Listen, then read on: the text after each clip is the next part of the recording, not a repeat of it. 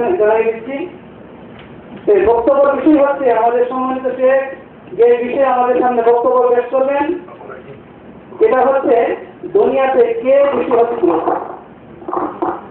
একটু মনোযোগ শুনবেন, কে বেশি ক্ষতিগ্রস্ত। আসলে জানার দরকার আছে না ভাই? ক্ষতিগ্রস্তকে যখন জানবেন যে আমি ক্ষতিগ্রস্ত তখন কিন্তু আমি ওই জায়গা থেকে একটু সামনে বাড়ার চেষ্টা করবো, ঠিক আছে না ভাই? সেটা আমাকে জানতে হবে আমি কোন কোন দিকটা আমি ক্ষতিগ্রস্ত আছি আর ওই ক্ষেত্রে কিভাবে আমাকে উঠতে হবে। তবে কে বেশি ক্ষতিগ্রস্ত একটু মনোযোগটা শুনবে।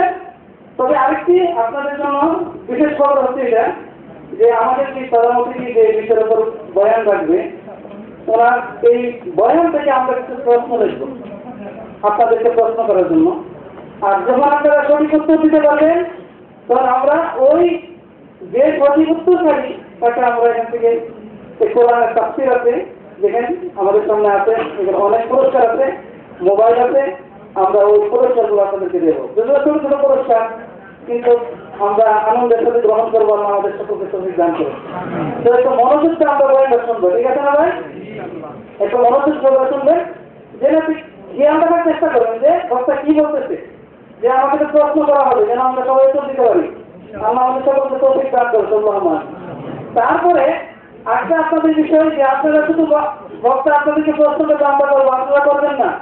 আপনাদের জন্য এখানে আনা হবে যে আমাদের বক্তাকে কিছু প্রশ্ন করার জন্য আপনারা করতে পারবেন। যদি বক্তার আলোচনার মধ্যে কোনো সমস্যা হয় অথবা আপনাদের জানার দরকার এই বিষয়গুলো আপনারা লক্ষ্য রাখবেন। আল্লাহ আমাদের সকলকে মনোযোগ সহকারে শোনার তৌফিক দান করুন। আল্লাহুম্মা আমিন। সেই পর্যায়ে আমরা আলোচনা দীর্ঘায়িত না করে এখন আমরা মূল আলোচনার দিকে চলে যাচ্ছি। এখন আমাদের সম্মুখে মূল্যবান তাকরীর পেশ করবেন জনাব শেখ হাফেজ আখতার মাদানী সাহেব। জনাব শেখ হাফেজ আখতার মাদানী সাহেব ওনার বক্তব্য বিষয় হচ্ছে দুনিয়াতে কে বেশি ক্ষতিগ্রস্ত। আমাদেরকে মনোযোগ সহকারে বয়ান শোনার তৌফিক দান করুন। সম্মানিত সাহেবকে ওনার মূল্যবান বক্তব্য পেশ করার জন্য অনুরোধ জানাচ্ছি।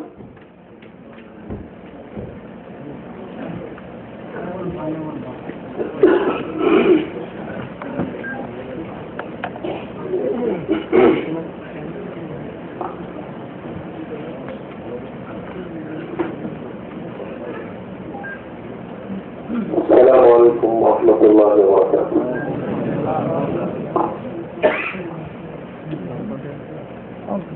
الحمد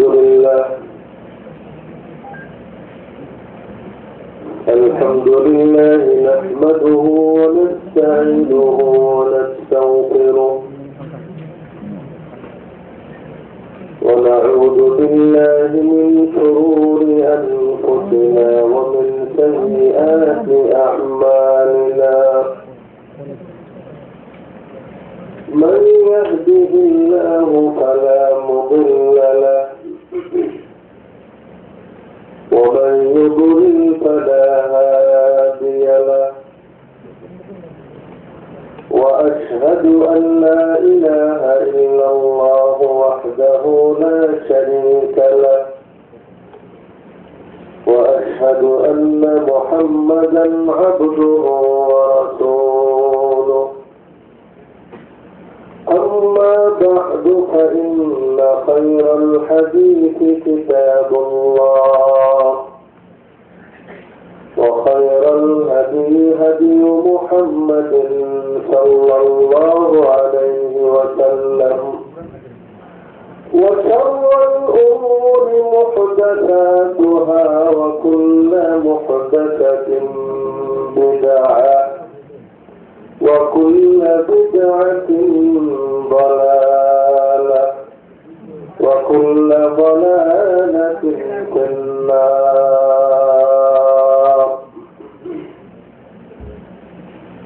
أعوذ بالله من الشيطان الرجيم. قل هل ننبئكم بالأخسرين أعمالا الذين ضل سعيهم في الحياة الحياة الدنيا وهم يحسبون أنهم يحسنون صنعا أولئك الذين كفروا بآيات ربهم ولقائه فحبطت أعمالهم فلا نقيم لهم يوم القيامة وزنا. وقال تعالى في موضع آخر فليحذر الذين يخالفون عن أمره أن تصيبهم فتنة أو يصيبهم عذاب أليم. হাফরুল বাতিল ইসলামিক সেন্টার কর্তৃক আয়োজিত আজকের এই দিনী বৈঠকে সম্মানিত সভাপতি, আমার সামনে উপবিষ্ট বাংলাভাষী প্রবাসী মুসলিম ভাইয়েরা, আলোচনার বিষয় নির্ধারণ করা হয়েছে যে কে বড় ক্ষতিগ্রস্ত। ক্ষতির দৃষ্টিকোণ থেকে কার ক্ষতিটা সবচেয়ে বেশি হবে। কোন লম্বা ভূমিকা ছাড়াই সরাসরি আলোচনার দিকে চলে যেতে চাই।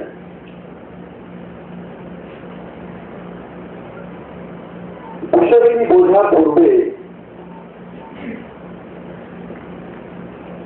একটি প্রশ্ন মাথায় জাগে, যে প্রশ্নটি আপনাদের সামনে উপস্থাপন করতে চাই।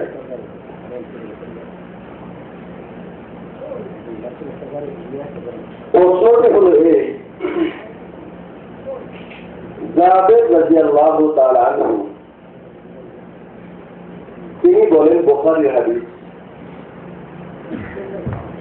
নবী মুহাম্মদুর রাসূলুল্লাহ সাল্লাল্লাহু আলাইহি ওয়াসাল্লাম তিনি যখনই কোন জুমার খুতবা দিতেন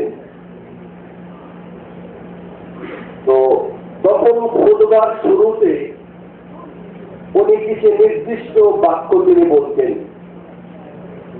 এবং সেই বাক্যগুলির মাধ্যমে খুতবা শুরু করা এটা সুন্নাত। যে কোনো আলোচনা সেই প্রথম খুতবায় ওই অংশটুকু বলা সুন্নাত, যেটা আমিও বলেছি আজকের আলোচনার পূর্বে, আরবিতে বলেছি। জাবের রাদিয়াল্লাহু তাআলা তিনি বলেন, রাসূল সাল্লাল্লাহু আলাইহি ওয়াসাল্লাম যখন খুতবা দিতেন তখন প্রত্যেক জুমার খুতবায় তিনি এই বাক্যটি করতেন। কি করতেন? যেটা আমি আপনাদের সামনে করেছি। তিনি বলতেন, ওয়াইন্না খায়রাল হাদিসি কিতাবুল্লাহ,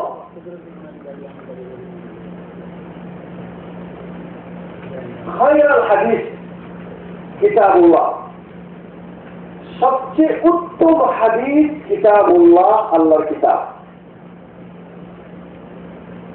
وخير الهدي هدي محمد صلى الله عليه وسلم, এবং সবচেয়ে উত্তম হেদায়েত নবী মুহাম্মদুর রাসূলুল্লাহ সাল্লাল্লাহু আলাইহি ওয়াসাল্লামের হেদায়েত। এরপরে তিনি বলছেন, ওয়াশাররুল উমুরি মুহদাসাতুহা। আলোচনাটা বোঝার চেষ্টা করবেন।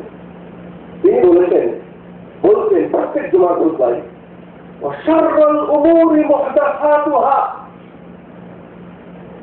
দুনিয়ার মধ্যে সবচেয়ে নিকৃষ্ট জিনিস মুহদাসাতুহা, আবিষ্কার করা, দিনের ভিতরে কোন জিনিস নতুন আবিষ্কার করা।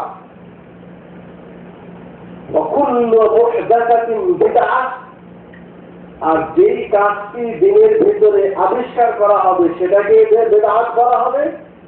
ওয়াকুল্লু বিদআতিন দালালাহ, আর প্রত্যেকটি বিদআত হলো গুমরাহি। ওয়াকুল্লু দালালাতিন ফিন নার, আর প্রত্যেকটি গোমরাহির ঠিকানা হলো জাহান্নাম। অনুবাদটা বুঝে আসছে সবার? তো আল্লাহ নবী সাল্লাল্লাহু আলাইহি ওয়াসাল্লাম প্রত্যেক জুমার খুতবায় মানুষকে বলতেন, দেখো তোমার জন্য সবচেয়ে উত্তম কিতাব কিতাবুল্লাহ, আল্লাহর কিতাব, আর সবচেয়ে উত্তম হেদায়েত নবী মুহাম্মদুর রাসূলুল্লাহ সাল্লাল্লাহু আলাইহি ওয়াসাল্লাম হেদায়েত। আর সবচেয়ে নির্দিষ্ট জিনিস দিনের ভিতরে নতুন কিছু দিনের কাজ আবিষ্কার করা। আচ্ছা, আমি যদি এখন প্রশ্ন করি, আচ্ছা বলুন তো, ইসলামের মধ্যে সবচেয়ে ক্ষতিকর সবচেয়ে বড় গুনাহ কি?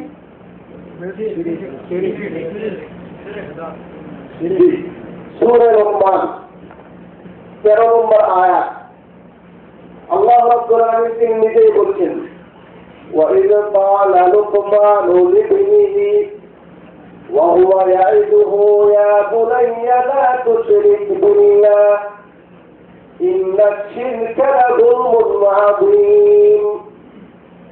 আপনাদের কথা বিলকুল ঠিক, উত্তর সঠিক হয়েছে। সেটা কি? যে লোকমান আলাইহিস সালাম তার ছেলেকে নসিহত করছেন, ইয়া বুনাইয়া লা তুশরিক বিল্লাহ, হে আমার ছেলে, তোমরা আল্লাহর সাথে কারো শিরক করবে না, কারণ ইন্না শিরকা লাযুলমুন আযীম, শিরক করা এটা সবচেয়ে বড় জুলুম। আরেকটি হাদিস আল্লাহ নবী সাল্লাল্লাহু আলাইহি ওয়াসাল্লাম বলেছেন, আলা উনাব্বিউকুম বিআকবারিল কাবাইর, আমি কি তোমাদেরকে বলবো না যে সবচেয়ে বড় গুনাহ কোনটি? তিনি বলছেন, বালা ইয়া রাসূলুল্লাহ, হ্যাঁ আল্লাহ রাসূল আমাদেরকে বলুন সবচেয়ে বড় মারাত্মক গুনাহ কি? তিনি বলছেন, আল ইশরাক বিল্লাহ, আল ইশরাক বিল্লাহ, আল্লাহর সাথে কারো শিরক করা। আচ্ছা, শিরক করলে কত বড় গুনাহ জানেন? এর কত বড় ক্ষতি জানেন? প্রথম ক্ষতি সেটা হলো, ইন্নাহু মান ইউশরিক বিল্লাহি ফাকাদ হাবিতা আমালু। কোরআন মাজিদ বলছেন, যে ব্যক্তি শিরক করবে, যেই দিন শিরক করেছে তার পূর্বে যত আমল করেছে শিরক করার সাথে সাথে তার আমল সব নষ্ট হয়ে গেছে। নাউযুবিল্লাহ। তাহলে প্রথম বড় ক্ষতি হলে যে শিরক চলে পিছে, পিছে মানে কি? 5টা আমরা করেছি, সৌদি আরব হয়েছে, 3 বার হজ করেছি, প্রত্যেক রোজার মাসে আমরা করতে যাই, মাশাআল্লাহ 5 ওয়াক্ত নামাজ পড়ি, রোজার মাসে একটা রোজাও ছেড়ে দেয় না। কিন্তু আপনি যদি ঢাকায় ওই গোলাপ সার বাজারে যে সেখানে আপনার কোন কল্যাণের জন্য সেখানে 5 টাকা হাদিয়া দেন, অথবা সেখানে যে আপনি নজর মান্নত করেন, তাহলে যেই দিন করেছেন সৌদি আরব থেকে ছুটি থেকে গেছেন আর আপনার কাছে চান্দা পেতে আসছে, কার চান্দা পেতে আসছে? বিশ্ব আশেকের রসুল। কার চান্দা পেতে আসছে? বিশ্ব আশেকের রসুল। এখানে গেছে নাউযুবিল্লাহ। বিশ্ব আশেক মানে কি? মানে ইন্টারন্যাশনাল আশেক, তার চেয়ে বড় আর কোনো আশেক নেই। নাউযুবিল্লাহ। আর সে নিজেকে বলে ইমামুল আম্বিয়া। নাউযুবিল্লাহ। এর চেয়ে বড় বড় মারাত্মক শিরক পৃথিবীতে আজ পর্যন্ত আমরা না কোনো বইয়ে পড়েছি না কোনো কানে শুনেছি। যে জালিম বলে যে তার স্ত্রীর নাম ফাতেমা, আর সে বলে তার স্ত্রী নাকি আল্লাহর নবীর মেয়ে ফাতেমা। নাউযুবিল্লাহ। আমাদের দেশের মানুষ কত বোকা মানুষ! এ মানুষের মাথার ভিতরে কবর আছে। আপনি মুসলিম বলে দাবি করেন, মাথায় টুপি দিলে মুসলমান হওয়া যায়, ওমরা করলে মুসলমান হওয়া যায়। এই সমস্ত মানুষদের যারা বক্তব্য শুনেছেন, এগুলি বক্তব্য শোনাও মারাত্মক গুনাহ। এদের সাথে কোন রকম সামান্যতম সম্পর্ক রাখলে আপনার ঈমান নষ্ট হয়ে যাবে। আলোচনা ওটা করতে যাচ্ছি না।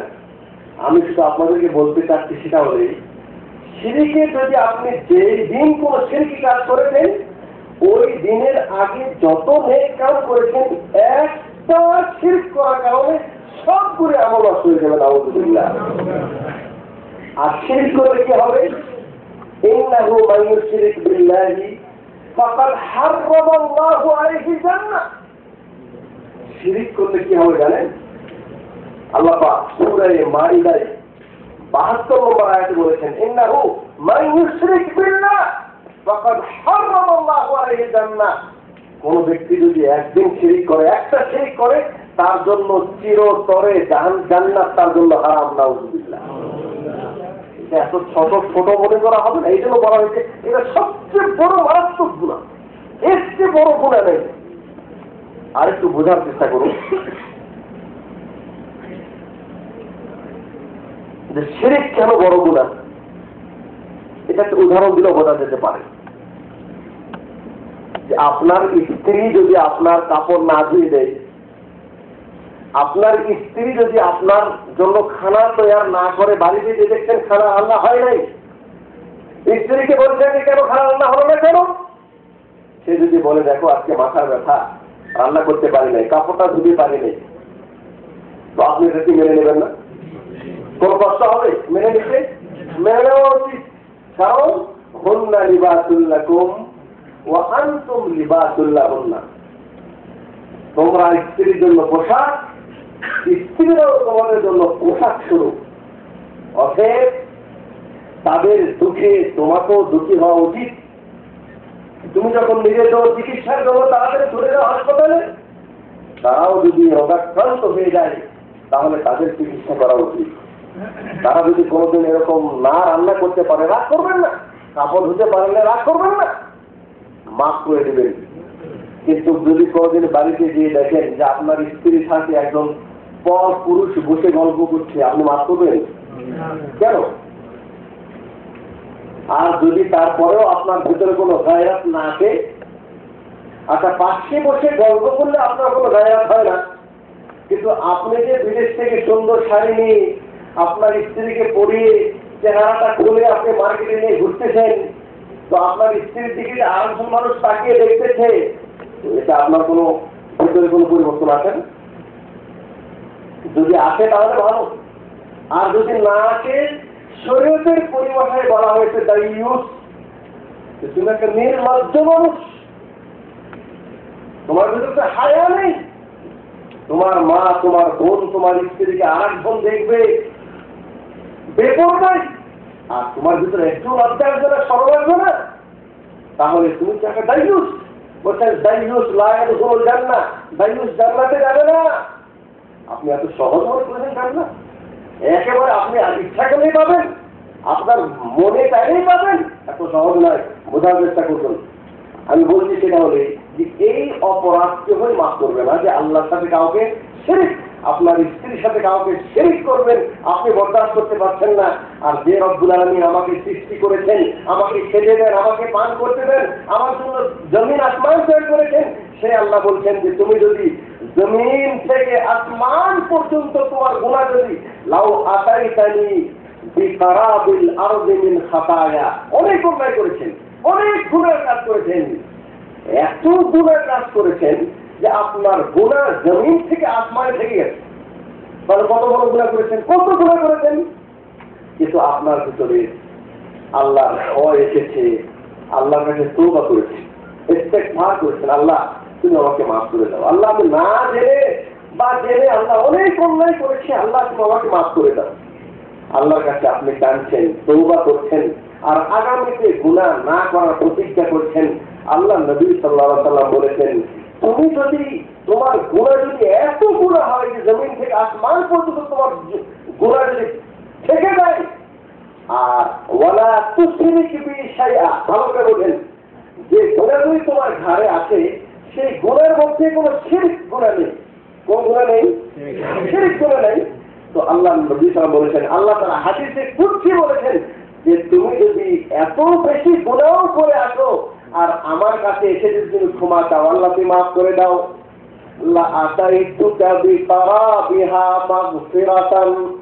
আল্লাহ বলছেন আমি তোমার কাছে জমিন থেকে আসমান পর্যন্ত ক্ষমা নিয়ে আমি তোমাকে দান করতে পারবো।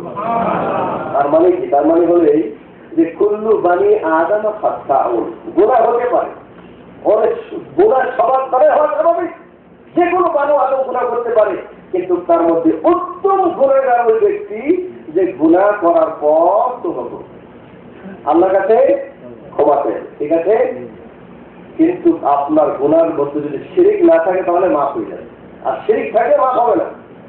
আর একটা মারাত্মক বিষয়, সেটা কি জানেন? যে শিরিক নিয়ে যদি মারা যান তাহলে মুশরিকদের জন্য আপনার ছেলে দোয়া করতে পারবে।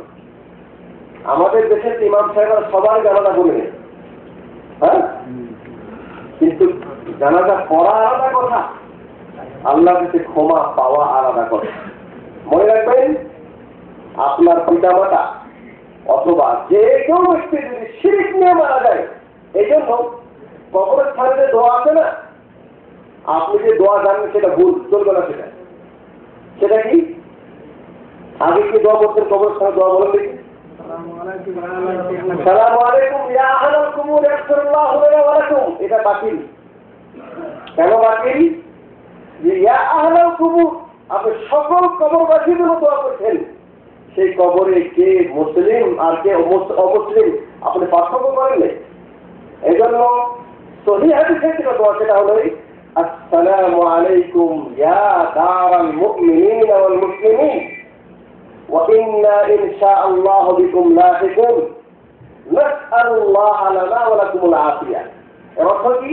আসসালামু আলাইকুম ইয়া দারাল মুমিনিন, হে মুমিন পুরুষ এবং নারীগণ, হে কবরবাসী মুসলিম পুরুষ এবং নারী। এখানে শব্দ হবে কি? মুসলিম। যেহেতু আপনি মুসলমানের জন্য শুধু দোয়া করতে পারবেন, অমুসলিমদের জন্য দোয়া করলেও কোনো কাজে আসবে না, দোয়া করাই যাবে না। কত বড় মারাত্মক গুনাহ। যাই হোক, আমি কিন্তু বিষয় শিরিক নিয়ে আলোচনা করবো না, ঠিক আছে?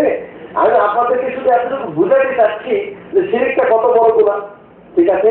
আচ্ছা, তো এত বড় গুনাহ, অথচ যে সাহাবীদের সামনে তিনি খুতবা দিচ্ছেন এরা তো ইসলামের পূর্বে শিরিক করতো। তাহলে আল্লাহ নবী সাল্লাল্লাহু আলাইহি ওয়াসাল্লাম প্রত্যেক জুমার খুতবায় তিনি এটা কেন বললেন না, ইন্না শিরকা যুলমুন আযীম ইয়াকুম আশ-শিরক, তোমরা শিরক করো না, কারণ শিরক করা মারাত্মক গুনাহ। আমার মনে হয় ক্ষতি যদি আমরা হতাম হয়তো তাই বলতাম যে অন্য বিষয়ে আলোচনার পূর্বে গুরুত্ব দিয়ে বলতাম যে প্রত্যেক তোমরা শিরক করো না, কিন্তু আল্লাহ নবী সাল্লাল্লাহু আলাইহি ওয়াসাল্লাম তিনি কিন্তু এটা করেননি। আমরা আলোচনা বুঝে আসতেছিলাম।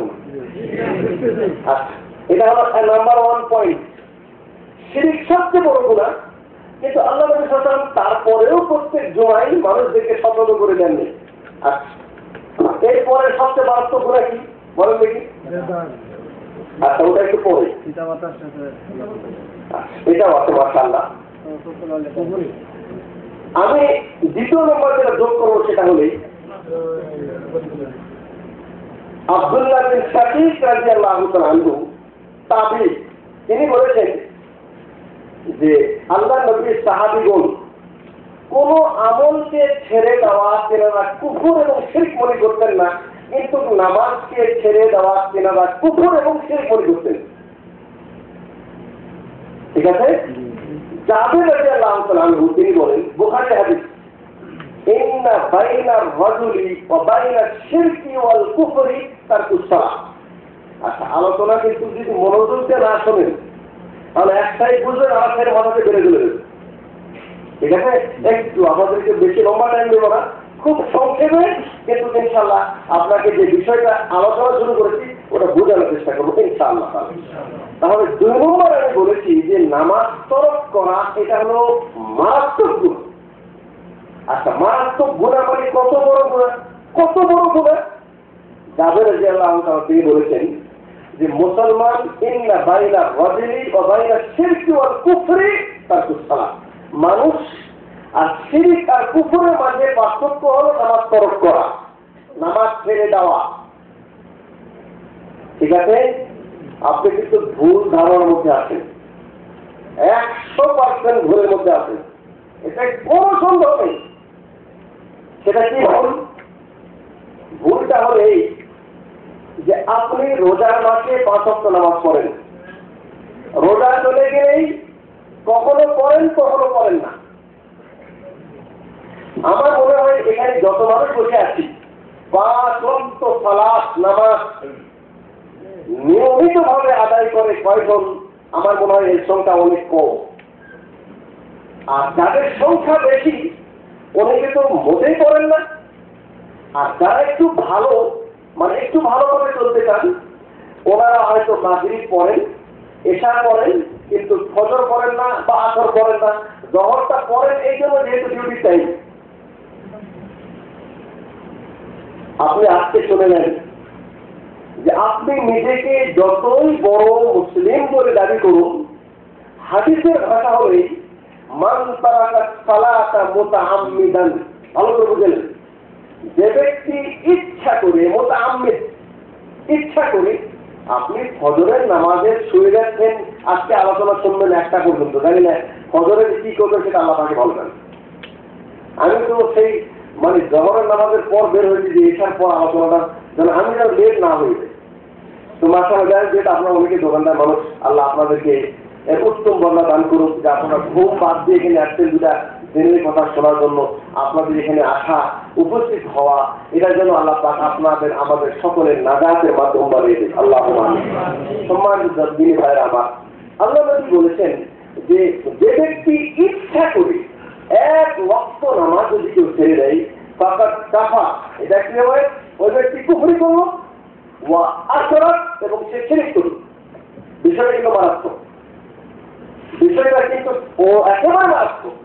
কেমন মারাত্মক দেখেন, আজকে যে ব্যক্তি এখনো এশার নামাজ পড়েন নাই, ভালো করে বোঝার চেষ্টা করুন। আল্লাহ নবী বলছেন ইচ্ছা করে 1 ওয়াক্ত নামাজ ছেড়ে দিলে তুমি কুফরি করেছো। তার মানে আপনি এশা এখনো পড়েন নাই, আপনার উপরে কিন্তু কুফরের ফতোয়া লেগে আছে। এটা একটুকু 1 সেকেন্ড পর্যন্ত মাথা থেকে বের করবেন না, আপনার উপর এখনো কুফরের ফতোয়া আছে। আল্লাহ না করুক ফজরের পূর্বে যদি আপনার ইন্তেকাল হয়ে যায়, তাহলে আপনার জন্য আসসালামু আলাইকুম ইয়া দারুল মুমিনিন ওয়াল মুসলিমিনের ভিতরে কিন্তু আপনি অন্তর্ভুক্ত নয়। কথা আমি বুঝতে পারলাম না। ফজরের সামনে দোয়াটা করবো আমি, আসসালামু আলাইকুম ইয়া দারুল মুমিনিন ওয়াল মুসলিমিন, সেই দোয়ার অন্তর্ভুক্ত আপনি নন। এর দলিল সূরা তাওবা, فإن تابوا وأقاموا الصلاة وآتوا الزكاة فخلوا سبيلهم, বলে মুশরিকদেরকে ভাও মারো, ওদেরকে হত্যা করো, কিন্তু فإن تابوا, মুশরিকরা যদি শিরক ছেড়ে তওবা করে, وأقاموا الصلاة, এবং নামাজ কায়েম করে, فخلوا سبيلهم, আর ওকে কিছু বলো না। তাহলে এই আয়াতে ইবনে ওসাইদ রাহিমাহুল্লাহ তিনি বলেছেন, তো শুধু শিরক ছেড়ে দিয়ে তো তাকে রাস্তা ছেড়ে দিতে বলেনি, শিরক ছেড়ে দিতে হবে এবং নামাজ পড়তে হবে না। এখান থেকে বলা হয়েছে নামাজ না পড়লে মারা গেলে তার দাফন করা হবে না মুসলমানদের কবরস্থানে। আচ্ছা, আমাদের তো দাফন সবারই হচ্ছে মাশাআল্লাহ, আলহামদুলিল্লাহ, এটা একটা আলাদা কথা। কিন্তু আমি কিন্তু দোয়া এটাই করবো কবরস্থানে যে আসসালামু আলাইকুম ইয়া দারাল মুমিনিন ওয়াল মুসলিমিন। আপনার উপর ঈমানের ফতোয়া নেই, কুফরের ফতোয়া নিয়ে যেতে হবে। সেই জন্য আমি এই জন্য বলছি আপনি এখনো ভুল ধারণা আছেন।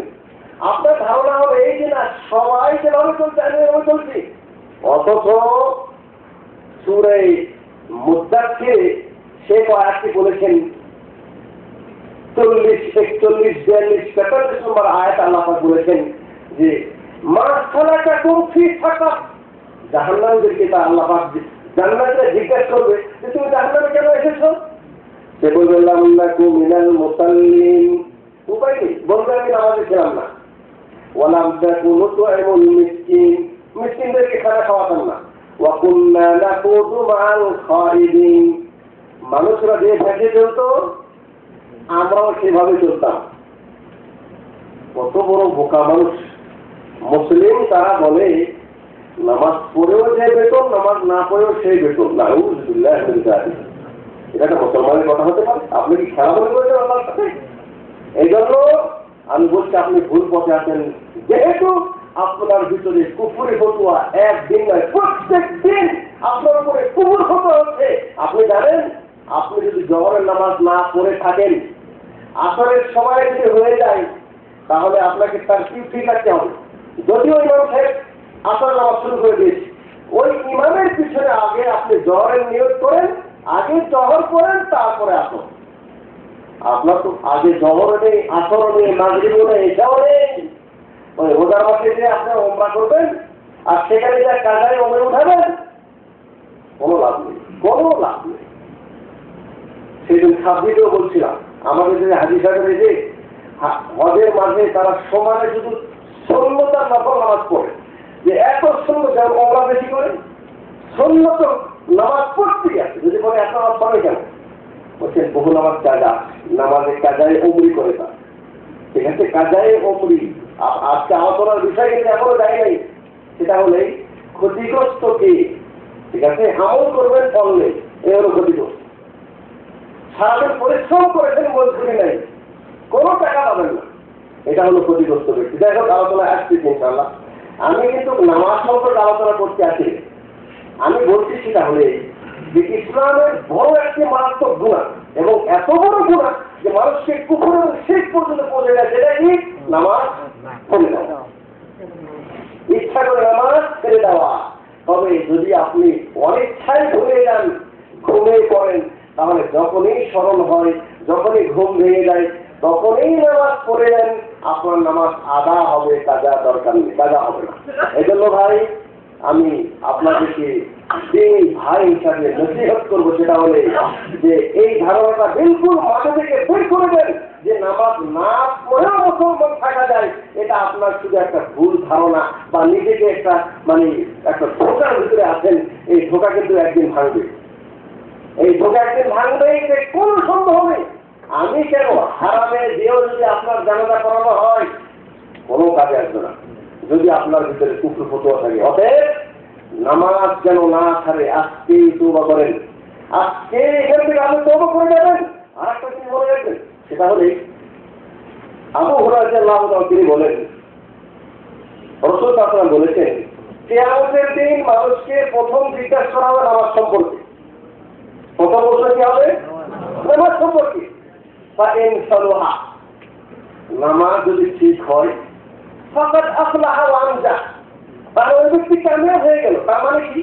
তার মানে হলো যে এই প্রথম প্রশ্নের উত্তরটা যদি দিতে পারেন, তার মানে কি, আপনি যদি নামাজি হয়ে থাকেন, তাহলে এই নামাজ আপনাকে বাকি সব গুনাহ ক্ষমা করে দেবে ইনশাআল্লাহ তাআলা। আল্লাহ নবী বলেছেন, as-salawatul khams wal jum'atu ila al-jum'ah wa ramadan ila ramadan mukaffiratun lima bainahunna। 5 ওয়াক্ত নামাজ এক জুমা থেকে আরেক জুমা, এক রমজান থেকে আরেক রমজান, এর মাঝে সময় যত বড় সগীরা গুনাহ যত হবে, আল্লাহ পাক সেই সব সগীরা গুনাহ মাফ করে দিবেন। ইযা কুরিবাতিল কাবায়ের, যদি কবিরা গুনাহ না করে থাকেন, সুবহানাল্লাহ। তাহলে কবিরা গুনাহ হয়ে গেলে ওমরা করলেও মাফ হবে না। কবিরা গুনাহ যদি করে থাকি, কবিরা গুনাহ কাকে বলে, এর জন্য আরেকটা দরকার করলো, ঠিক আছে। তো কবিরা গুনাহ যদি হয়ে যায়, তার একটাই পথ, যেমন নামাজ ছেড়ে দেওয়া কবিরা গুনাহ, পথ একটাই, সেটা হলেই আল্লাহর কাছে খালের ভাবে তওবা করতে হবে। আর আল্লাহ, অন্যায় করেছি, আর কোনো দিন করবো না। তারপরেও যদি হয়ে যায়, নৈরাশ সন্না। কত সুন্দর হাদিস আল্লাহ নবী সাল্লাল্লাহু আলাইহি ওয়াসাল্লাম বলেছেন যে আল্লাহ তাআলা নিজে হাদিসে কুদসি বলছেন যে আমার বান্দারা গুনাহ করে, গুনাহ করার পর আল্লাহর কাছে ক্ষমা চায়। এই আশা নিয়ে সে মনে করে আমি অন্যায় করেছি, কিন্তু আমার একটা রব আছে, আমার প্রতিপালক আছে, তিনি আমাকে ক্ষমা করবেন। আল্লাহু আকবার। এই আশা নিয়ে তার কাছে ক্ষমা চায়, আল্লাহ তাকে মাফ করে দেয়।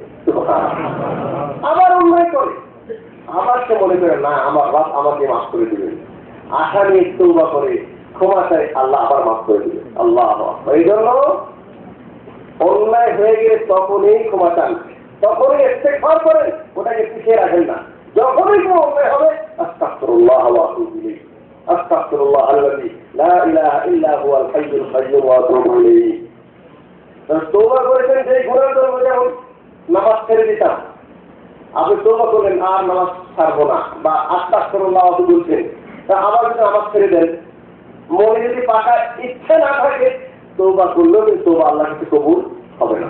এই জন্য নামাজ যেন আপনার কাছ থেকে এক ওয়াক্ত না ছুটে যায়, এই তওবা বা দৃঢ় বিশ্বাস আজকে এই বৈঠক থেকে আপনাকে নিয়ে যেতে হবে। যদি নিয়ে যেতে পারেন, কিয়ামতের দিন আপনি মুসলিম বলে দাবি করবেন, গর্ব করবেন। আর সত্যিকার অর্থে এখনো যদি আপনি না বুঝতে পারেন, তাহলে মনে রাখবেন হয়তো বা আল্লাহ আপনার নসিবে আল্লাহ হেদায়েত রাখে নাই। আল্লাহ আমাদের সবাইকে হেদায়েত গ্রহণ করার তৌফিক দান করুন। আল্লাহ আমাদেরকে 5 ওয়াক্ত নামাজ পড়ার তৌফিক দান করুন।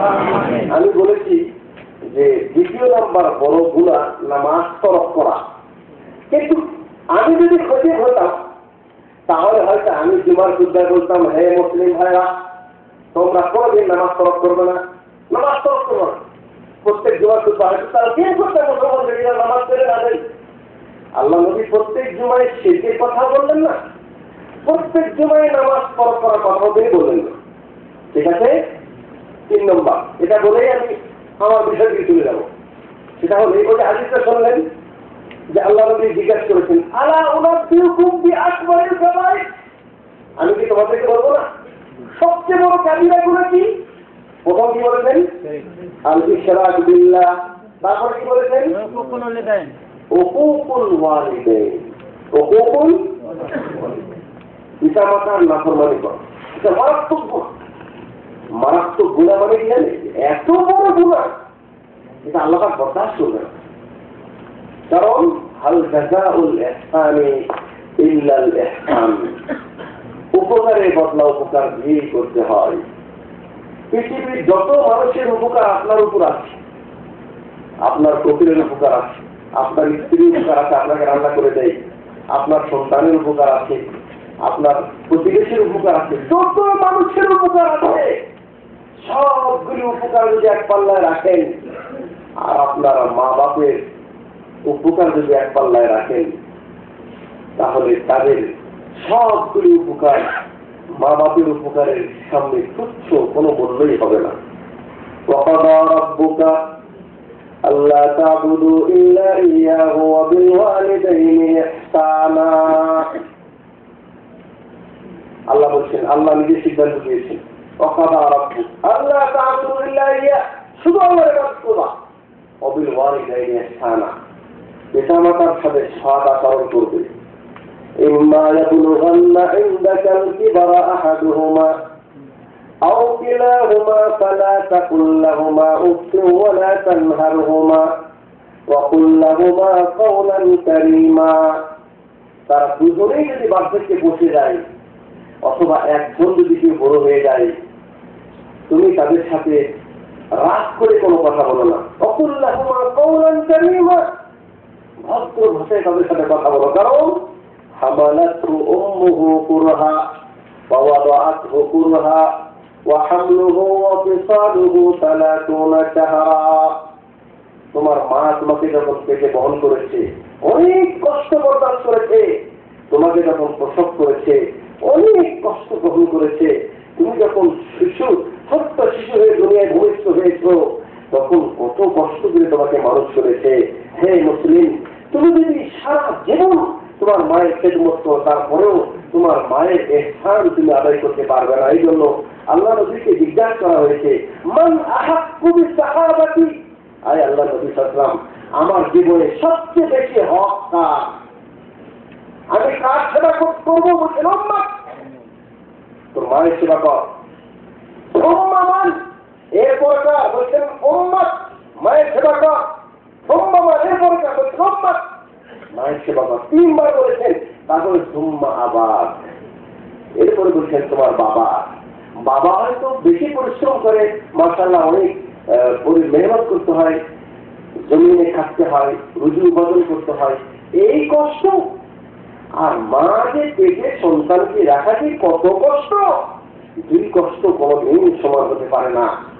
এই জন্য সম্মানিত ভাইয়েরা আমার, আমি কিন্তু পিতামাতার খেদমত সম্পর্কে আলোচনা করতেছি। আমি বলতে কি সেটা হলো এই যে পিতা মাতার নাফরমানি করা আকবরুল কাবাইর, সবচেয়ে বড় মারাত্মক গুনাহ। অতএব আপনার পিতা মাতা যদি জীবিত থাকে, আপনার জন্য জান্নাত পাওয়ার একটা মাধ্যম। আল্লাহ আল্লাহ নবী সাল্লাল্লাহু আলাইহি ওয়াসাল্লাম বলেছেন, খুতবার জন্য দাঁড়াচ্ছেন, তিনি বলছেন আমিন। জিজ্ঞাসা করা হয়েছে আমিন কেন বললেন? তিনি বলছেন মান আদরাকা আবাওয়াই, যে ব্যক্তি তার মা বাপকে জীবিত পেয়েছে, ওয়ালাম ইয়াবুরহুমা, তার সাথে সে খেদমত করে নাই, নেকি কামাই করে নাই, মা মারা গেছে, তাহলে ওই ব্যক্তি আল্লাহ রহমত থেকে দূরে সরে যাবে। ওই ব্যক্তি আর আল্লাহ রহমত পাওয়ার যোগ্য নয়। আল্লাহ বললেন আমিও জিবরাইলের কথায় হ্যাঁ বললাম, আমি বললাম আমিন। এই লোকের এই দশায় হওয়া উচিত না। উযুবিল্লাহ। সম্মানিত দিনী ভাইয়েরা আমার, পিতামাতা যদি বেঁচে আছে, আপনার জন্য ফুরসত শুধু, তাদের জন্য যে পয়সা খরচ করবেন, এই পয়সা আপনার মূল পয়সা থেকে কম হবে না। আল্লাহ বরকত দিবে, 100% বরকত দিবে, এতে কোনো সন্দেহ নেই। আপনার সব টাকাকে স্ত্রীকে দিবেন, মা বাপকে দিবেন না, এটা হয় না। এটা দুনিয়া উল্টা হয়ে গেছে, এটা ঠিক নয়। আপনার 10টা স্ত্রী যদি পর্যায়ক্রমে একটার পর একটা চলে আসে, তাদের স্থান মা বাপের স্থানের তুলনায় কিছুই নয়। অতএব আপনার মা বাপ যদি জীবিত থাকে, তাদের খেদমত করেন। আর যদি মারা যেয়ে থাকে,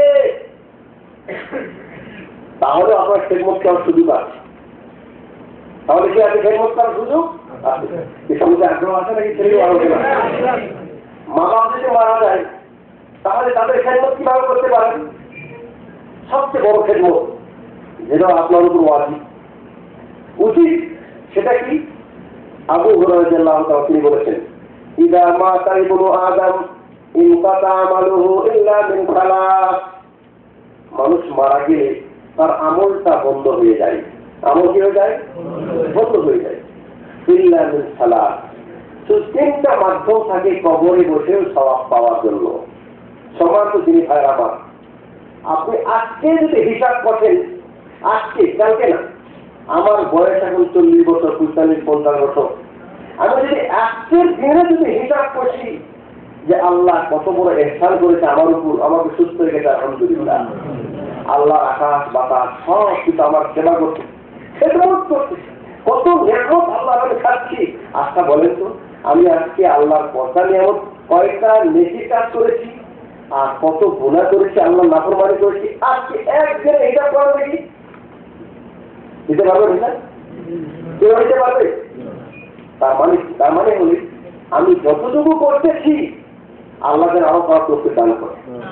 কিন্তু এটাই যথেষ্ট নয়। আপনি কিন্তু মৃত্যুর পর কাঙ্গাল হয়ে থাকবেন। এই কবরে যদি আমাকে কেউ সওয়াব পাঠাতো, আমি যদি কবরে বসে কিন্তু আমি সওয়াবের একটু বৃদ্ধি করতে পারতাম, আশা থাকবে তখন। কারণ সওয়াবের প্রয়োজন, আপনার গুনাহ অনেক বেশি, নেকি কম। আর যদি কবরে যেখানে কেবই নেই, সেখানে যদি আপনাকে আজকে 10 নেকি আসলো, কালকে 10 নেকি, এভাবে যদি নেকি আসতেই থাকে, তাহলে এটাকে আমার জন্য কল্যাণ নয়? মানুষ আসলে ইসলাম থেকে কত দূরে, আল্লাহু আকবার, দূরে হবে না কেন? 40 বছর বয়স হয়ে মুসলমান, আমি তো একটা কালেমাও শুদ্ধ করতে পারি না, কোরআনও করতে জানি না, ওযুও শিখি না, নামাজও শিখি না, শেখার চেষ্টাও করি না। বড় আশ্চর্যের কথা, আপনার জন্য গাড়ি পাঠানো হচ্ছে, আপনার বিলাস বলা হচ্ছে ভাই আসেন আলোচনা শোনেন, দেশে যে একটা বক্তা নিয়ে স্টুডেন্ট দেখেন কেমন খেলা লাগে, কথা বলেন নাই? যে বক্তা নিয়ে আসবেন 50,000 আগে দিতে হবে, 1 বছর আগে 25,000। তো খুবই ভাই বললো বক্তাদেরকে টাকা আগে অ্যাকাউন্টে পাঠা দিয়ে তারপরে বাড়িতে নেই, বলছে এলাকা খারাপ, দেওয়া যাবে না। ঠিক আছে? আর ওই বক্তারা যে কি শোনেন, এগুলি বক্তব্য দিতে গেলে আবার 1 ঘন্টা দরকার, ওইদিকে আর যাবো না। এই যে কোরআন হাদিসের সত্য জ্ঞান আপনি শিখতে চাচ্ছেন না, আপনার মধ্যে বহু ভুল আছে, আকীদার ভুল, আমলের ভুল, নামাজের ভুল, ওজুর ভুল, আপনি কিছু জানেন না। তো যাই হোক, আমি বলছি সেটা হলেই যে মানুষ কত ভুলের মধ্যে আছে, আর এই ভুলটা আপনারা বারবার করেন, বেশিরভাগ আপনারা। আজকের হাদিসটা শুনে যান এবং বোঝার চেষ্টা করুন। আল্লাহ নবী বললেন মানুষ মারা গেলে তার কবরে আর কোনো সওয়াব যাবে না, তবে 3টা মাধ্যম। একটা কি? সাদকাতুন জারিয়া, সাদকা জারিয়া মানে এমন সাদকা যেটা চলতে থাকবে। কেমন হবে সেটা? একটা বই শেখ ইয়াকুব শরীফ লিখেছেন, আর এক ভাই বললেন আমি এই বইটা ছাপিয়ে দিব। আর ইয়াকুব ভাইয়ের বইটা ছাপানোর পর এই বইটা মনে করেন হাজারো সংখ্যায় এটাকে ছাপানো হয়েছে। এটা আপনাদের মাঝে বিতরণ করে দেওয়া হয়েছে বইটা।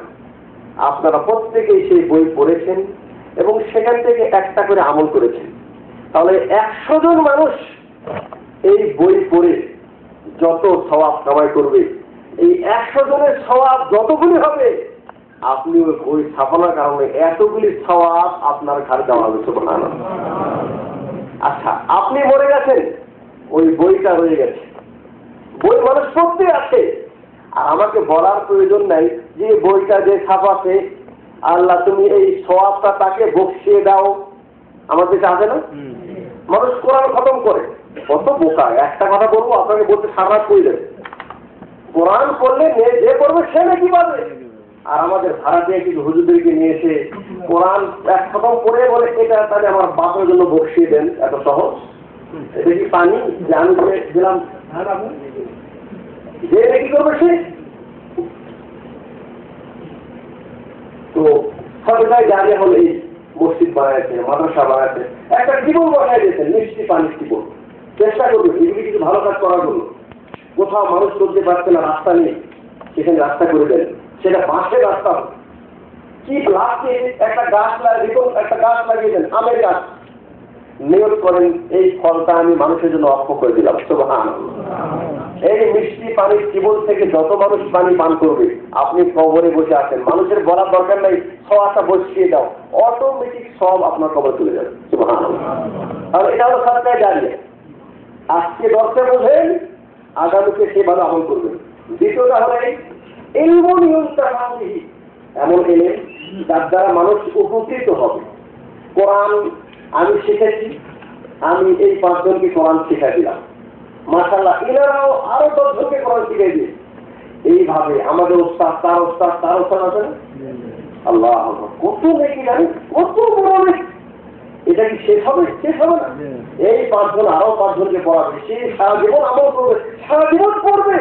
এই সিলসিলা যদি 100 বছর চলে, 500 বছর চলে, তাহলে কবরে বসে আপনার সব 500 বছর যেতেই থাকবে। সুবহানাল্লাহ। এটা হলো দ্বিতীয় নম্বর, যেটা বলছে আপনার জন্য ওয়াজিব। পিতা মাতা মারা যাওয়ার পর কি করবেন, এটা আপনার জন্য আজকে বুঝে নেন। আল্লাহ বলছেন ওয়ালাদুন সালিহুন ইয়াদউ লাহু, নেক সন্তান যদি পিতামাতার জন্য দোয়া করে, তাহলে এই দোয়া আল্লাহ পাক কবরে তাকে পৌঁছে দেয়। সুবহানাল্লাহ। এটা আপনি করতে পারবেন না? জীবন দশায় খেদমত করবেন, মৃত্যুর পর দোয়া তো করতে পারবেন। আপনার দোয়া আল্লাহ পৌঁছে দেবে 100% গ্যারান্টি। আমার মতো মৌলভী সাহেবকে নিয়ে যদি আপনি মিলাদ করান, এই মৌলভী সাহেবের একটা সওয়াব কবরে যাবে কোনো দলিল আছে নাই। আচ্ছা, এখানে একটা জিনিস বুঝবে, সেটা হলে হাদিস কিন্তু এটা বলে নাই ওয়ালাদুন ইয়াদউ লাহু, সন্তান দোয়া করলে সব মা বাপ পাবে, এটা বলা হয়নি। কিন্তু মা বাপের ক্ষেত্রে বলা হয়েছে সালাসাতুন মুস্তাজাবুদ দাওয়া, 3 শ্রেণীর দোয়া আল্লাহ পাক ফেরত দেন না। দাওয়াতুল মুসাফির, যে কোনো মুসাফির মুমিন মুসলিম সফর অবস্থায় দোয়া করলে আল্লাহ পাক তার দোয়া কবুল করবে, গ্যারান্টি। দাওয়াতুল ওয়ালিদ, পিতা মাতা দোয়া করলে আল্লাহ পাক তার সন্তানকে দিয়ে দিবে, গ্যারান্টি। দাওয়াতুল মাজলুম, মাজলুমের দোয়া আল্লাহ পাক ডাইরেক্ট কবুল করেন, কোনো গ্যারান্টি সহকারে। কিন্তু সন্তানের দোয়া পিতা মাতার মরার পর যে লাগবে, মৃত্যুর পর, বলা হয়েছে ওয়ালাদুন সালেহ, নেক সন্তান। আচ্ছা, নেক সন্তান হওয়ার জন্য আপনাকে কিছু পরিশ্রমের প্রয়োজন আছে, নাই? যাই হোক, আমি আলোচনা শর্ট করে দিচ্ছি। সেটা হলে আপনাকে প্রথমে নেক হতে হবে, তারপরে বলা হয়েছে আপনার দোয়া মা বাপ পাবে। কোরআন দোয়া বলেছে রব্বুর রাব্বিরহামহুমা কামা রাব্বায়ানি সাগীরা, আয় আল্লাহ তোমার পিতা মাতাদের উপর তুমি রহম করো, দয়া করো, তারা যেভাবে আমাকে ছোটবেলায় দয়া করেছেন আল্লাহ তুমি তাদের সাথে দয়া করো। তাহলে পিতা মাতা মৃত্যুর পরে পিতা মাতার টাকা রেখে গেছে, সেটাও পিতা মাতার টাকা, আপনার টাকা, আপনার জান, সব পিতামাতার জন্যই। অতএব আপনার টাকা থেকে সৎকা করলে যদি পিতামাতার নিয়তে সৎকা করেন তাহলে এর সব পিতামাতা পাবে, কারণ মৃত্যুর পরেও মা বাবার খেদমত করা সম্ভব। হ্যাঁ, এবং তার জন্য দোয়া করবেন। এই দোয়াটা আল্লাহ পাক পৌঁছে দেবে। তবে শর্ত হলেই আপনি নেক কি না, এটা নেক হতে হবে। এখানে একটা কথা বলেই আগে চলে যাবো, সেটা হলেই যে এই তিনটা গ্যারান্টি আছে, আপনার পিতা মাতা সওয়াব পাবে। আর আপনার বাড়ি থেকে যে ফোন আসে যে মা বাপ মারা গেছে, এখন কি করা যায়? এখন যদি কিছুই না করি তো সমাজে তো বাস করা যাচ্ছে না। কি করতে হবে? সেটা হলো এই যে পুরো গ্রামের মানুষকে খাওয়াতে হবে। এই যে রসম এবং রেওয়াজ, সেটা কবরস্থানে কবরের দিনে হোক, 20 দিনে হোক, 5 দিনে হোক, এই মৃত্যু ব্যক্তি উপলক্ষ করে যত রকম রসম এবং রেওয়াজ আমাদের দেশে চলছে, এর দ্বারা লাভ আমাদের। এই লাভ যদি আমরা করতে পারতাম তাহলে বিদেশে চাকরি করার প্রয়োজন নেই। কথা বলেন নেই? বেতন 1500, কিন্তু মাসে ইনকাম 15,000। নতুন বাড়ি 1.5 লাখ, ছেলে হয়েছে 1.5 লাখ, মারা গেছে 1.5 লাখ। মিলাদ শুধু পড়ার না, কিন্তু হাজিও দিতে হয়। হাজিয়া কারা নাই? তাহলে এটা আমাদের লাভ। কিন্তু আমরা বলি যে এগুলি যারা করেছে এর দ্বারা, এটা শুনবেন একটু পরে যে এটা কত রকম। এই জন্য আমি এখন আসল আলোচনার দিকে চলে আসছি। সেটা ওই যে আল্লাহ নবী সাল্লাল্লাহু আলাইহি ওয়াসাল্লাম ওই প্রত্যেক জুমার খুতবায় বললেন না যে তোমরা শিরক করো না, শিরক করো না। প্রত্যেক জুমায় তিনি বললেন না নামাজ তরক করো না, নামাজ তরক করো না। প্রত্যেক জুমায় তিনি বললেন না পিতামাতার খেদমত করা ছেড়ো না। বলেছেন এটা? এটা বললেন না। কিন্তু প্রত্যেক জুমায় তিনি এটা কেন বললেন যে সবচেয়ে নিকৃষ্ট কাজ দিনের মধ্যে বিদআত করা, সবচেয়ে নিকৃষ্ট কাজ দিনের মধ্যে বিদআত করা, এটা কেন বললেন? এটা আমার প্রশ্ন। এটা কি প্রশ্ন? আচ্ছা, এটা এই জন্য বলেছেন আল্লাহ নবী সাল্লাল্লাহু আলাইহি ওয়াসাল্লাম, উত্তর দেন। এটা এই জন্য বলেছেন যে যারা নাকি নামাজ পড়ে না তারা নামাজ ছেড়ে দেওয়াকে কোনো সওয়াব মনে করে, বা মনে করে যে ভালো কাজ করলাম। পিতামাতার যারা সেবা করতেছে না তারা কি মনে করে যে আমি একটা ভালো কাজ করতেছি? তারা কি এটা মনে করে? আচ্ছা, এখন আপনার পিতামাতা মারা যাওয়ার পর যে হুজুরগুলি এসে আপনাকে নিয়ে মোনাজাত করে দোয়া করলো আর মিলাদ করলো, আচ্ছা বলেন তো এই লোকের সংখ্যা কম না বেশি? কত বেশি? আচ্ছা, যারা এটা করতেছে তাদের ডিগ্রি নেই? তারা বোখারি শরীফ পড়েন না? পড়তেছে, মুসলিম পড়তেছে, আবু দাউদ পড়ছে, শুধু পড়া আল্লাহু আকবার, মুখস্থ করে দিতে একবারে। 1 বছর না, 50 বছর পড়াইছে হাদিস। এরকম মুহাদ্দিসের কাছে গিয়েছি, তাদের স্বপ্নের তাদেরই কথা যদি বলি অনেক সময় দরকার, আমি ওদিকে যাচ্ছি না। একটা না, সকল। আসলে আপনিও আজকে চিন্তা করে বলেন, যত গুনাহ আছে, শিরক করা যেমন গুনাহ আছে, চুরি করা যেমন গুনাহ আছে, জিনা করা যেমন গুনাহ আছে, কত মারাত্মক গুনাহ। আয-যানি লা ইয়াজনি আয-যানি হিনা ইয়াজনি ওয়া হুয়া মুমিন। জিনাকারী যখন জিনা করে তখন সে মুমিন থাকে না। আয-যানিয়াতু ওয়াজ-যানি ফাজলিদু কুল্লা ওয়াহিদিন মিনহুমা। অবিবাহিত পুরুষকারী জিনা করলে 100টি ব্যথাঘাত করো তাকে, 1 বছর তাকে ওই এলাকা থেকে তাকে বিতাড়িত করে দাও। আর যদি বিবাহিত পুরুষকারী হয় তাহলে তার শাস্তি হলো এই যে তাকে অর্ধেক মাটির নিচে পুঁতে বাকি অর্ধেকে পাথর মেরে তাকে হত্যা করে দাও। এটা হলো শরীয়তের বিধান। তাহলে জিনা যে করে, আচ্ছা বলেন দেখি এই কাজটাকে কেউ ভালো মনে করে করে? এটাই হলো মূল বুঝের ফ্যাক্টর। এটাই বুঝতে হবে। এই জন্য আল্লাহ বলছেন ও খায়রুল হাদি হাদি মুহাম্মদ সাল্লাল্লাহু আলাইহি ওয়াসাল্লাম। এই বাক্যটি বোঝেন নেই, সবচেয়ে উত্তম হেদায়েত নবী মুহাম্মদুর রাসূলুল্লাহ সাল্লাল্লাহু আলাইহি ওয়াসাল্লাম হেদায়েত। তার মানে কি বুঝলেন? তার মানে হলো যে আপনি যদি ওযু করতে যান তাহলে আল্লাহর নবীর যে উত্তম ওযু কারো আছে? 100% নাকি একটু কম আছে? 100%। আল্লাহর নবী সাল্লাল্লাহু আলাইহি ওয়াসাল্লাম উত্তম ওযু কারো নেই।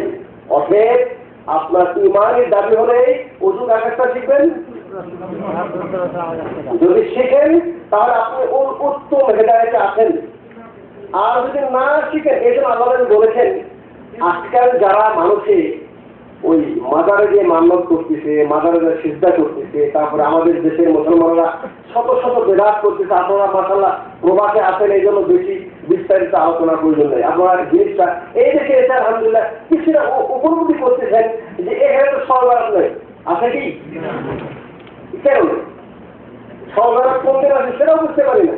অথচ আমাদের দেশে সরকারের ছুটি হয়, সরকার ছুটি নেই, সবে মেরাজ বলেন, এই যে এগুলি কাজ। আচ্ছা, আমার প্রশ্ন হলো এই, আচ্ছা কোরআনে এবং হাদিসে সরবরাহ আছে কি? এটা হলো প্রশ্ন। আচ্ছা, আল্লাহ নবীর আদর্শের মধ্যে সরবরাহ আছে কি? যদি থাকে তাহলে সেটা উত্তম হেদায়েত, সেটা গ্রহণ করুন। আর যদি না থাকে তাহলে আপনার সংখ্যা যতই বেশি হোক, দুনিয়ার মানুষ সেটা যতই ভালো মনে করে করুক, শিরক চলে পিছে, বেদাত চলে আগে। শিরিক চলে পিছে, বেদাত চলে আগে। শিরিক পিছে চলে মানে শিরিক করেছেন আগে সবগুলো মাপ। আর লা ইয়াকবালুল্লাহু আমালা সাহিবা বিদআতিন হাত্তা ইয়াদাহা। আমার আপনার মধ্যে যদি কোনো বেদাত থাকে তাহলে যতদিন ওই বেদাত আছে, ওই বেদাত থাকাকালীন অন্য ইবাদত আল্লাহর কাছে গ্রহণ হবে না। কথা আমরা বুঝতে পারলাম?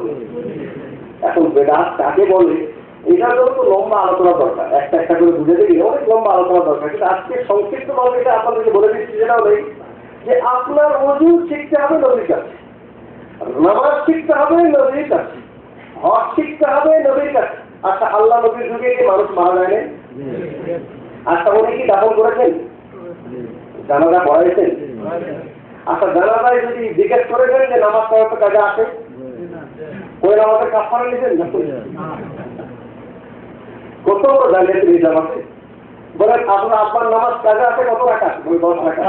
সেটা হিসাব করে ক্যালকুলেট হিসাব করে কত টাকা আছে হুজুর নিয়ে নিন। নামাজের কোনো কাফারা নেই। আর নামাজ শুধু এক সময় মাপ, যেটা আপনার হুশটা চলে যায়, হুশ বেহুশ হয়ে গেলে তখন মাপ। আর বেহুশ হন নাই, যত বড়ই মারাত্মক রোগ হোক না কেন, দাঁড়ায় না পারে বসে পড়েন, না হয় শুয়ে আছেন তাও করতে হবে। শুয়ে থেকেও যদি ইশারা না করতে পারেন মনে মনে করতে হবে। উযু করতে পারছেন না, তায়াম্মুম করেন। আচ্ছা, উযু করতে পারতেছেন না, তায়াম্মুমও করতে পারতেছেন না, হুশ আছে, তাহলে অন্য কেউ যদি তায়াম্মুম উযু করে দেয় তাও ভালো। এই অবস্থাও যদি না হয় তাহলে উযুরও প্রয়োজন নেই, তায়াম্মুমের প্রয়োজন নেই, কিন্তু আপনার নামাজ আসরের নামাজ মাগরিবের পরে যাওয়া চলবে না, তার আগেই ইশারায় করে দিতে হবে। উযু কথা বলতে পারলাম? অনার্গল নাপাক আসতেছে শরীরে, গোসল করা যাচ্ছে না, কাপড় চেঞ্জ করা যাচ্ছে না, পরিষ্কার করা যাচ্ছে না, সমস্যা নেই। জহর আসর পর্যন্ত পিছাতে পারবেন প্রয়োজনে, কিন্তু আসরকে আর মাগরিব পর্যন্ত পিছানোর কোনো অবকাশ নেই। ওই নাপাক কাপড় নিয়েই আপনাকে নামাজ আদায় করতে হবে। এর চেয়ে আরো বড় বড় কথা আছে বলে?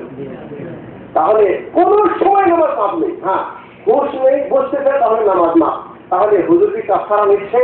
ওই হুজুরের কাফারা কিয়ামতে বুঝে আসবে সেটা কত টাকায় কাফারা আদায় হয় সেটা নামাজ। কথা বলে নেই। অতএব আপনার এটা ভুল ধারণা। আপনার নামাজ কেউ পড়তেও পারবে না।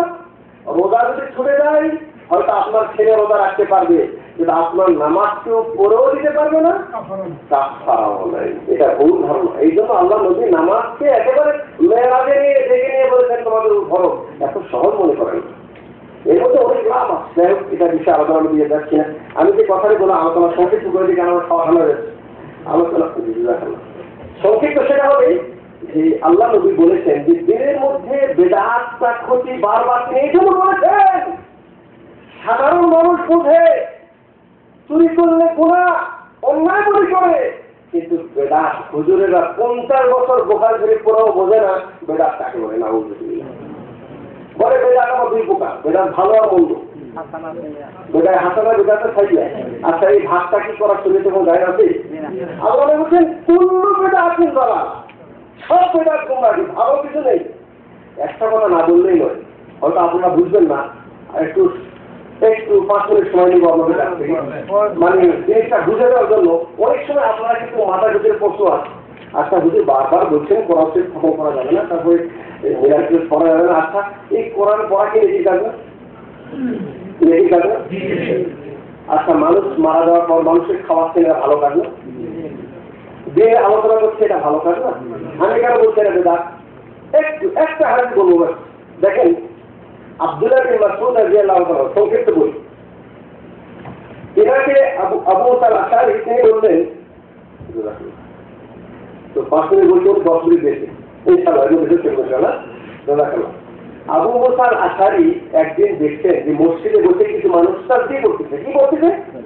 তাসবিহ। তাসবিহ মানে একজন বলতেছে 100 বার পড়েন সুবহানাল্লাহ, 6 বলতেছে সুবহানাল্লাহ সুবহানাল্লাহ। আমাদের জিকির করে, জিকির একসাথে জিকির করে সুবহানাল্লাহ, আলহামদুলিল্লাহ, লা ইলাহা ইল্লাল্লাহ, আল্লাহু আকবার। আচ্ছা, সুবহানাল্লাহ মূল্য কত জানেন? সুবহানাল্লাহ মূল্য হলে যে আপনি যদি প্রত্যেক ফরজ নামাজের পর আল্লাহ বলছেন যে সুবহানাল্লাহ তামলাউল মিজান, যে কোনো সময় করতে পারেন সুবহানাল্লাহ, আলহামদুলিল্লাহ, লা ইলাহা ইল্লাল্লাহ, আল্লাহু আকবার। এই চারটা কালেমা আল্লাহর কাছে সবচেয়ে বেশি প্রিয়। ঠিক আছে? আল্লাহ বলছেন এই চারটা কালেমা আল্লাহর কাছে সবচেয়ে বেশি প্রিয়, আর এর সওয়াব হলো সুবহানাল্লাহ তামলাউল মিজান। সুবহানাল্লাহ পড়লে, একবার পড়লে আল্লাহ পাক মিজান সওয়াব দিয়ে ভরে দিবে। সুবহানাল্লাহ, আলহামদুলিল্লাহ, ওয়া লা ইলাহা ইল্লাল্লাহ, আল্লাহু আকবার, তামলাউ মা বাইনাস সামাই ওয়াল আরদ। আর এগুলো যদি পড়েন তাহলে আসমান জমিন আল্লাহ পাক সব দিয়ে ভরে দিবে। সুবহানাল্লাহ। আর সুবহানাল্লাহ পড়া ইবাদত। হ্যাঁ, প্রত্যেক নামাজের পর 33 বার বলেন সুবহানাল্লাহ সুবহানাল্লাহ, 33 বার আলহামদুলিল্লাহ, 33 বার আল্লাহু আকবার। জানেন কি ইবাদতটা? এর দুটো লাভ। একটা লাভ হলেই ধনীরা টাকা খরচ করে যত সওয়াব পাবে, আর আপনি এই ইবাদতকে যত সওয়াব পাবেন। সুবহানাল্লাহ। আর একটা লাভ হলে ফরজ নামাজ পড়তে 33 বার সুবহানাল্লাহ আলহামদুলিল্লাহ লা ইলাহা ইল্লাল্লাহ পড়ি, আল্লাহ বলছেন যে তোমার গুনাহ যদি ওয়ালাউ কানাত মিসলু জাবাদিল বাহর, বাহরের ফেনা করে যদি তোমার গুনাহ হয়, আল্লাহ পাক মাফ করে দেন। সুবহানাল্লাহ। আর সুবহানাল্লাহ কত বড় ইবাদত বলেন। শোয়ার পূর্বে যদি 33 বার পড়েন সুবহানাল্লাহ, 33 বার আলহামদুলিল্লাহ, 33 বার আল্লাহু আকবার, আল্লাহ নবী বলছেন যে তোমার সারাদিনের ব্যথা কষ্ট সব দূর হয়ে যাবে। সুবহানাল্লাহ। ফাতেমা যে বলেছিল আব্বা একটা খাদেম দেন, আমি সারাদিন পরিশ্রম করে আমার হাতে কড়া পড়ে গেছে। আল্লাহ নবী বলছেন মা ফাতেমা, আমি যে তো ওই খাদেমের চেয়ে উত্তম জিনিস দিয়ে তুমি নিবা। বলছেন দেন। বলে শোয়ার পূর্বে 33 বার সুবহানাল্লাহ, 33 বার আলহামদুলিল্লাহ, 34 বার আল্লাহু আকবার করবো। এটা আমল করে শুরু ইনশাআল্লাহ। আরো শোয়ার আগে অনেক আমল আছে, সেটা আলোচনা থেকে ইনশাআল্লাহ আমরা জানার চেষ্টা করবেন। তাহলে সুবহানাল্লাহ কত বড় নেকির কাজ, আলহামদুলিল্লাহ কত বড় নেকির কাজ, আল্লাহু আকবার কত বড় নেকির কাজ। এখন ভুল হয়েছে কি, এই লোকগুলি তারা গোল হয়ে এক পন্থে করতেছে, সম্মিলিত ভাবে করতেছে। তো আব্দুল্লাহ বিন মাসউদ বলল যে তোমরা কি করতেছে? বলছেন ইয়া আবা আব্দুর রহমান, নাহনু নুসাব্বিহু ওয়া নুসাব্বিহ, আমরা তাসবিহ বন্ধ করতেছি। আব্দুল্লাহ বিন মাসউদ কি বলে জানেন? বলছেন হে মুসলিম শুনে রাখো, আমি ফতোয়া দিচ্ছি তোমার এই সুবহানাল্লাহর পরিবর্তে আল্লাহ পাক তোমার মিজানকে সওয়াব দিয়ে নয় বরং গুনাহ দিয়ে ভরে দেবে। নাউযুবিল্লাহ। তারা আশ্বস্ত হয়ে গেল। আবার আব্দুর রহমান আপনি কি বলেন? আমরা কি কোনো খারাপ কাজ করতেছি? সুবহানাল্লাহ করতেছি, আলহামদুলিল্লাহ করতেছি। দেখেন এখানে আব্দুল্লাহ বিন মাসউদ কি বললেন? আব্দুল্লাহ বিন মাসউদ বললেন শোনো, হাউলাই সাহাবাতু নবিয়্যিকুম, নবীর সাহাবী এখনো জীবিত আছে। আল্লাহ নবীকে বাসনে পানি পান করতেন, সেটাও ভাঙে নাই। আরে আল্লাহ নবীকে কাপড় পরেছেন, কাপড়ও ছিঁড়ে নাই। আর তোমার দিনকে ছিঁড়ে টুকরে টুকরে করে দেবে। আব্দুল্লাহ এখন আমি বুঝতে পারলাম না কি বলতে চাচ্ছেন। আব্দুল্লাহ বিন মাসউদ বলল আচ্ছা বলো দেখি, আল্লাহ নবী তার জীবনে কোনোদিন কি এইভাবে একত্রিত করে সবাইকে সুবহানাল্লাহ পড়েছে? বুঝলেন না? আচ্ছা তিনি যদি না পড়ে থাকেন তাহলে তোমার এই নতুন পদ্ধতি হয় তুমি বলো নবীর হেদায়েতের পেটে উত্তম, আর না হয় তোমরা পথভ্রষ্টের পথ খুলে দিয়েছ। কথা বুঝতে পারি মনে